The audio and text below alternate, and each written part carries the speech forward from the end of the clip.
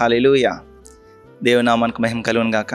ఈ daily devotion powerful believer ఈ కార్యక్రమానికి మరొకసారి ప్రేమపూర్వకంగా మిమ్మల్ని ఆహ్వానిస్తున్నాను. ఈరోజు దేవుడు మనతో మాట్లాడుతున్న మాట ఫిలిప్పీయులకు రాసిన పత్రిక 4వ అధ్యాయము 8వ వచనము.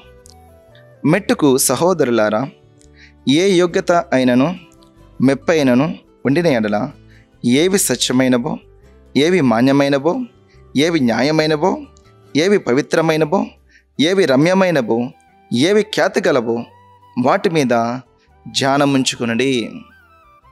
ఈరోజు దేవుడు మనకి మన ధ్యానము, మన ధ్యాస, మన ఆలోచన వేటి మీద ఉంచుతున్నాము కదా. ప్రతిరోజు కూడా మనం ఆలోచించే ఆలోచనలు అనుకుంటాం, అబ్బా 1వ తారీఖు త్వరగా వస్తే బాగున్ను అని అనుకుంటాం. మన ధ్యాస ఆ 1వ తారీఖు ఆ శాలరీ మీద. ఈరోజు మంచి ఆర్డర్ వస్తే బాగున్ను, లేకపోతే ఈరోజు మంచి సేల్ అయితే బాగున్ను వ్యాపారంలో. కానీ మన ఆలోచనలు, మన ధ్యాస. సో మన ధ్యాస ఎక్కడ ఉంచాలంట? ఏది రమ్యమైనదో, ఏది ఖ్యాతి గలదో, ఏది పరసంబంధమైనదో, ఏది శాశ్వతమైనదో, సో వాటి మీద మన ధ్యాస ఉంచుకుంటే అసలైనది మనం పట్టుకోగలిగితే ఈ సొసలైనవన్నీ వచ్చేస్తాయండి. హల్లెలూయా. సో దేవుడు తన కృప మనకిలాగా మాట్లాడుతున్నారు. మన ధ్యాస ఎక్కడ ఉంటుంది? మన ధ్యాస ఎక్కడ ఉంటుంది? మన ధ్యాస ప్రభు మీదే ఉండాలి. ప్రభుతో యేసు నామములో ఇది ప్రారంభిస్తున్నాము అంతే, అది సక్సెస్ అవ్వాల్సిందే. ఖచ్చితంగా సక్సెస్ అవ్వాల్సిందే. ప్రభు చిత్తంలో ప్రారంభించింది ఏదైనా సరే ఈరోజు యేసు నామములో మీరు ప్రార్థన చేసి ప్రారంభించండి. యేసు నామములో మీ దినాన్ని ప్రారంభించండి. ఒక చిన్న షాపు యేసు నామములో మీరు ప్రార్థన చేసి ప్రారంభించండి. ఖచ్చితంగా దేవుడు దాన్ని దీవిస్తాడు.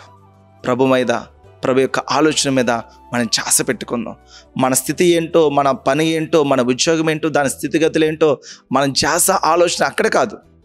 దేవుడు మనకు పెట్టిన ఆ స్థితిని మనం ప్రభు కృతజ్ఞతగా మనకు అప్పగించబడిన పనిని నమ్మకంగా మనం చేద్దాం. నమ్మకమైన వారికి మెండైన దేవులైన దేవుని వాక్యం సెలవిస్తుంది. సో ఈరోజు మన ఆలోచన, మన ధ్యాస ప్రభు మీద మనం పెట్టాలని. ఏది శాశ్వతమైంది, ఏది శాశ్వతంగా ఉంటుంది? పరలోకము, ప్రభు, ఆయన వాక్యము. మన ఆత్మ శాశ్వతంగా ఉంటుంది. ప్రభుత్వం ఉన్న సంబంధము శాశ్వతంగా ఉంటుంది. ఆయన మీద ఉన్న ప్రేమ శాశ్వతంగా ఉంటుంది.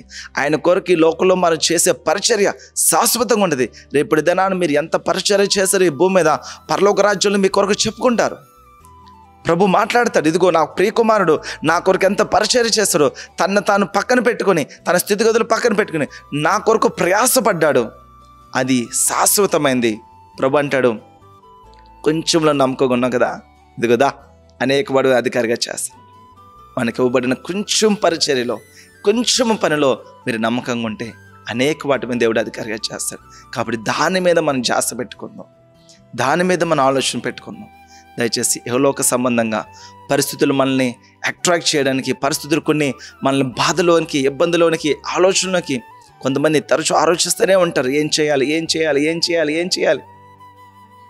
దేవుడు వాక్యం సెలవిస్తుంది, చింతించడం వలన అని బైబిల్ వాక్యం సెలవిస్తుంది. నో, మన మొరడు ఎక్కువ కాదు, తక్కువ కాదు. మరి ఇంకెందుకు చింతించడం? సో ఈరోజు మన మనసంతా, మన హృదయం అంతా కూడా ఆయన వాక్యంతో మనం నింపుకుందాం. దాని మీదే మనం ధ్యాస పడతాం. ఏది శాశ్వతమైనదో, ఏది రమ్యమైనదో వాటి మీద మనం ధ్యాస పెట్టినప్పుడు దేవుడు ఘనమైన కార్యాలు, ఉన్నతమైన కార్యాలు ఆయన మన విషయంలో జరిగిస్తాడు. విశ్వాసంతో ప్రభుకి మరింత దగ్గరగా మనం వెళ్ళడానికి అవకాశం ఉంటుంది. దేవుడు కొద్ది మాటలు దీవించును కాక. May God bless you all.